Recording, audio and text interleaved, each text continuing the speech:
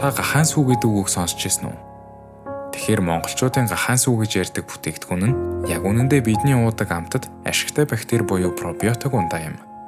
Гахааны сүүг бол харин гахаан тоорой л уудаг. Хэрвээ та пробиотик ундаа уух дуртай бол маш зөв сонголт хийж байна. Учир нь ашигтай бактери уух нь гидсэн доторх муу бактериудын өсөлтийг дарангуйлж гидсний хэвийн үйл ажиллагааг дэмждэг. Гидс эрүүл байх нь өөрөө дархлааны 70% холбоотой байдаг.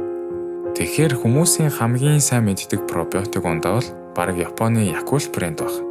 Тэгвэл Монголд үүнтэй яг адилхан Япон технологиор үйлдвэрлэсэн ашигтай бактери байдгийг та мэдэх үү? Тэр бол амибак юм. Нэг амибак дотор бүхэл бүтэн 10 тэрбум амьд ашигтай бактери байдаг. Мэдээж хэрэг ийм төрлийн бүтээгдэхүүн бол шинэ байх тусмаа л чанартай. Тэгж удахаар үйлдвэрлэгдээд өчнөө удсан гадны пробиотик ундааны оронд Монголдо Япон технологиор үйлдвэрлэсэн пробиотик ундааг шинээр нь уул илүү зүгээр байх шүү.